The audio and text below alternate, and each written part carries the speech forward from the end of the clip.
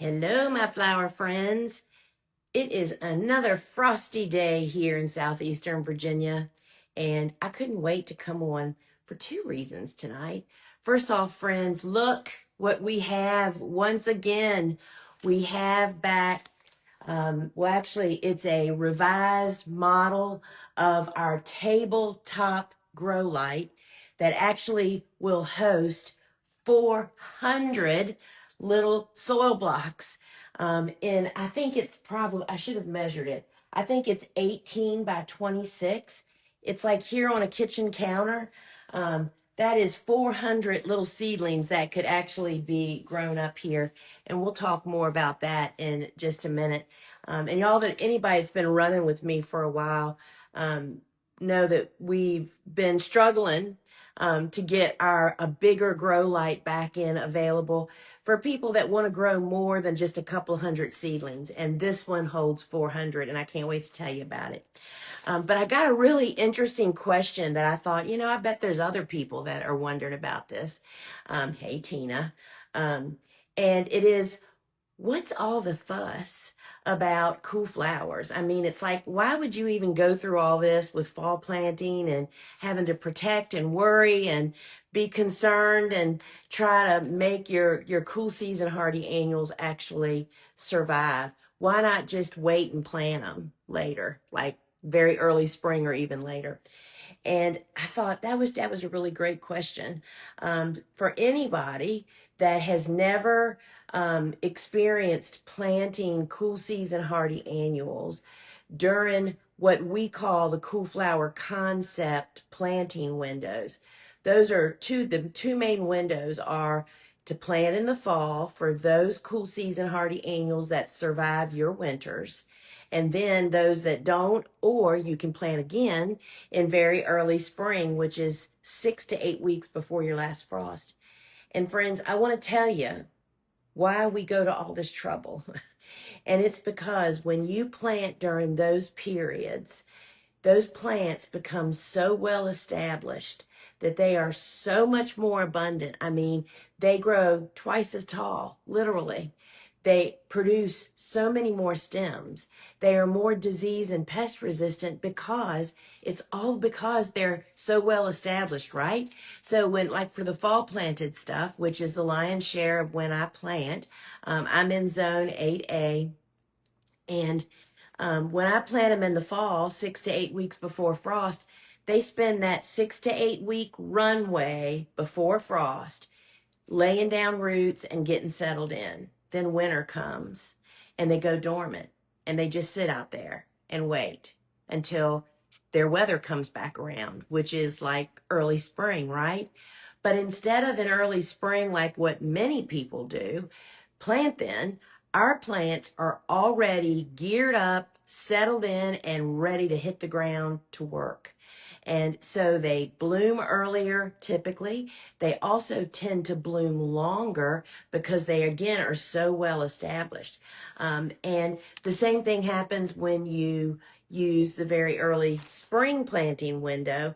But I will say for some of us that live in the South that really don't have much of a spring, we go straight from winter, like right into like 95-degree afternoons. Very early spring is, for those of us that have that kind of weather, typically we can fall plant a lot. And that should be our main planting time.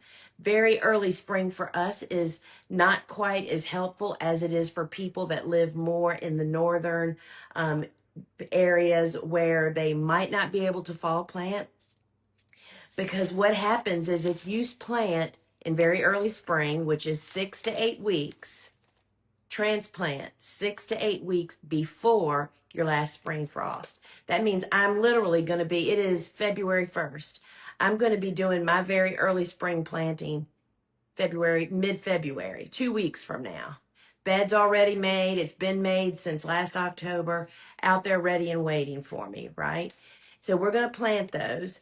And I don't plant really some of the hardy annuals that are known to be some of the earliest bloomers. Like I would never plant Iceland poppies or bachelor buttons or group 1 or 2 snapdragons because they bloom really early. Well, if I plant them in mid-February and they bloom early, they're probably going to bloom this tall, right? Does that make sense? They need a longer time to grow. So I do plant those things in very early spring that can't be fall planted. And for me, that is straw flowers, didiscus, and a ton of stock. And so that's a little bit of what we have right here. So I just wanted to share that is why people go to extreme lengths to plant cool season hardy annuals following the cool flower concept, because they get the maximum benefit, because most cool flowers bloom in spring. That's the highest demand flower season, whether you're a home gardener or a commercial grower. So that's why we are, I kind of give you the basics, and then you have to kind of figure it out for your particular microclimate and then just run with it from there, right? Because everybody can plant cool flowers. It's just, we all potentially plant on different timing because of we live in different areas. And my friends, that's the exact reason that most people don't know about it. Garden centers stopped selling, or nurseries stopped selling cool season hardy annuals like 30 or 40 years ago, because people weren't gardening as much. They didn't have much knowledge. People were not in the garden center looking for plants to plant in the fall or very early spring, right? Those are not the classic planting times. So once you understand it, it just makes sense why we got away from it and why you can't find plants out in the open market. You have to start from seed. And then all the dadgum benefits. So I live in the South. I'm in Virginia. We have hot, humid summers. We grow sweet peas. I was told by horticulture people here in our region that there's no way you can grow sweet peas. They don't grow here. It's just too hot and humid. And friends, when you plant them following the cool flower concept, we don't just grow sweet peas. We grow sweet peas like they're blooming weeds. They start blooming in May, and sometimes we still have them in July. And it's all because they're established. They're really well set up. So I just wanted to put that out there. But mainly what I came on here to share with you guys is we now have a tabletop grow light that will accommodate more transplants. So these are some of my cool season hardy annuals that'll be planted out in a couple, 3 weeks. Couple of these will be, I'm going to take this off before I spill it. This is fungus gnat control, y'all. And this is just a block of wood. This is actually a block of wood. My dad, back when I did farmers markets for 14 years. And you know those little black boards that you can get that have a little frame? We used to paint on those with puffy paint, prices. And then my dad made these blocks, and literally those chalkboards would just fit right in here. Well, we don't do farmers markets anymore, right? But guess what? The sticky traps work great, and you can pick them up and move them around and not get sticky on your fingers. So that's what that is. So these are some billy balls, which, I thought all my billy balls had died. They are so looking awesome, y'all. I just am so pleased. But this is our succession planting. And so there's 100 little transplants on here. Straw flowers, this is stock, and this is my didiscus. This is what I want to show you. Didiscus, which is an excellent cool season hardy annual. It's beautiful. It is very, very beautiful, but it is very slow to germinate. This this was started January 7th. Look at this. These were started January 6th. What's the difference? That's stock. And this is didiscus, and that's just the rule, the lesson that seeds germinate at different rates from variety to variety. Make a note, didiscus took a couple of weeks, and it was like I had literally I had 3 colors. I had set the trays off to the side and thought, well, I don't know what we did wrong with them, but we obviously didn't do it right. And then to come in like 3 days later, and they're still being born. There's some right there that are just starting to crack. They're just really, really slow. So didiscus is really a great one. But this is what I want to tell you about. And I can't tag products for a live, but I can go back in after the live and tag them. You can find this light over at our website, thegardenersworkshop.com. And friends, I love it. First off, there's several reasons why I love it. It does come with a couple of extra accessories that we don't really use. It comes with it. You can make it into like a hydroponic kind of growing system. So it sends you these trays, and it's got one of those wicked waters, which we do not use. I don't use with soil blocks. So, but look at this.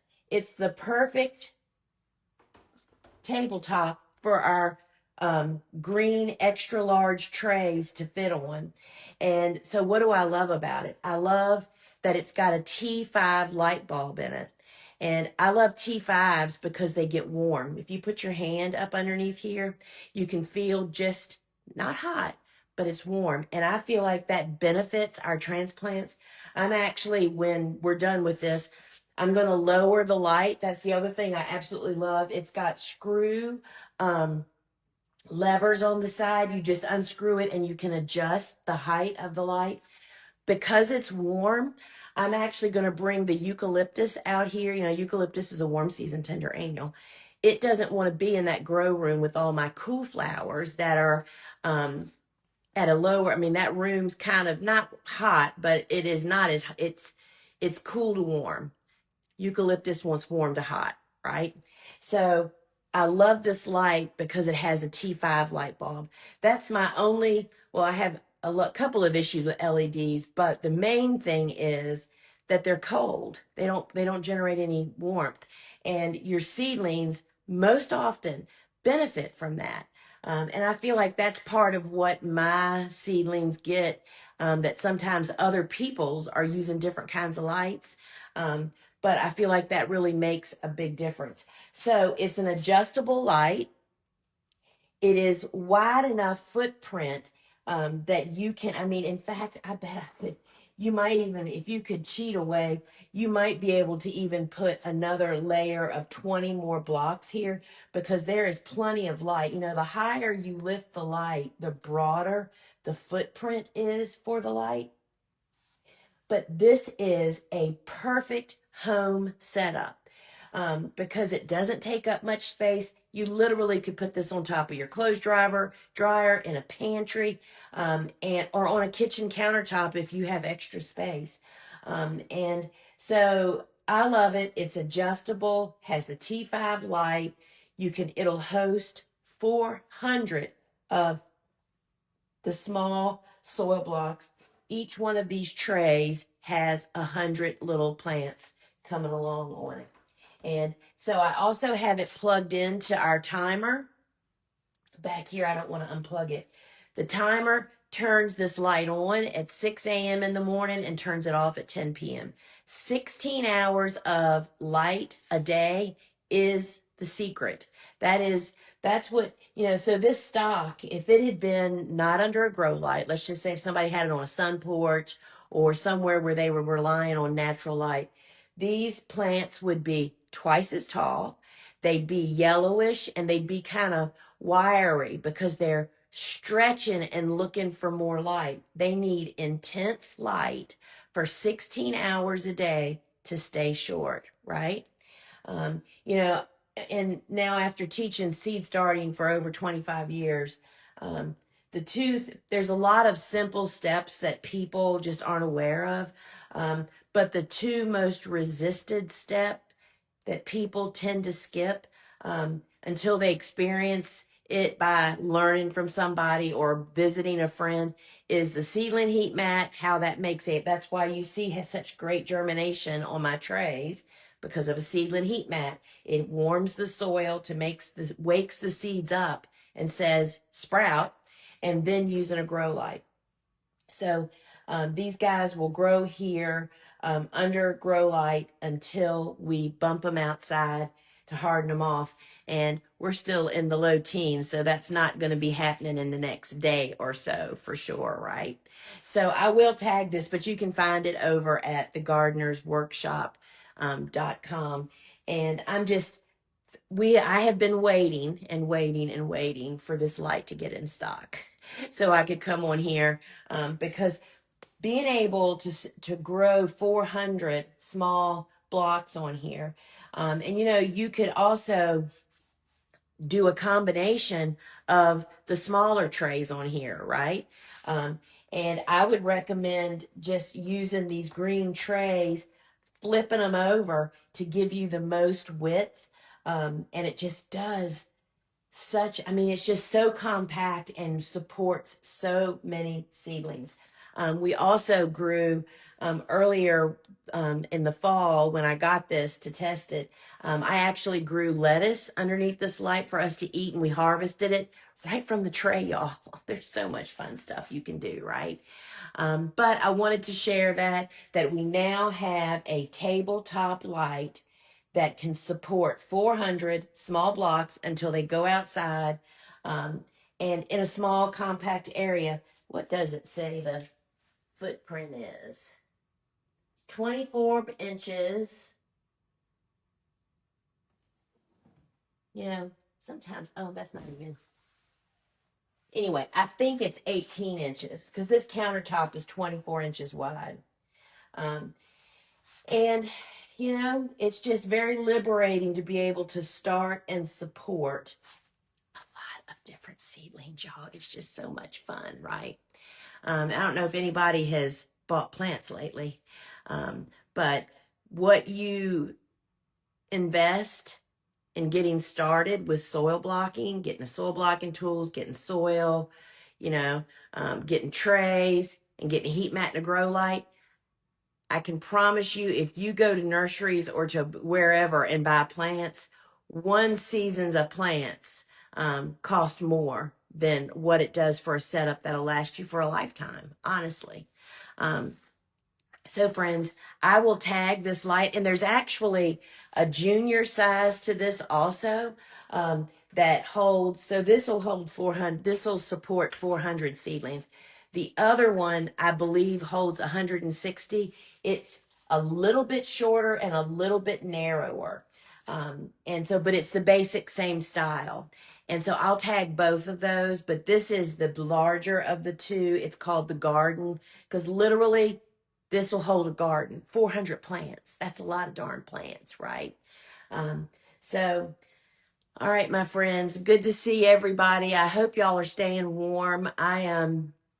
It's been a day. We just got dusting of snow here, still really frigid. And I did post a reel this morning. I peeked under the covers. The covers are pretty frozen, but I was able to get the edge of one up and could see in there, and the Billy Balls, the Sweet William, which I knew they would, and the Rudbeckia, Feverfew, and Scabby all looked fabulous and alive. And I'm just really hopeful. And, learning more and more about what is the difference, what makes a cool season hardy annual survive, but not a warm season tender annual. And it's about the structure of the plant and the cells, right? And so finding what the survival temperature is for different cool flowers is really an interesting trial journey that we're on. And the Cut Flower Handbook offers those that we know. I mean, we know it for all the plants, but we are pretty certain many of them actually survive colder temperatures, but we don't have any concrete evidence at this point. So friends, do not be afraid of cool season hardy annuals. And if you live in the north, very early spring is your sweet spot to plant. And for those that live in the zone 7, 8, and 9, we can just plant tons in the fall, and that should be our big focus. It's like, don't feel like you missed out, but you just get ready and get it on your big calendar. Plan your planting windows and get your seed starting lined up for this coming fall if you missed the opportunity. Because just like I we did a live yesterday or the day before, and we were talking about the big calendar.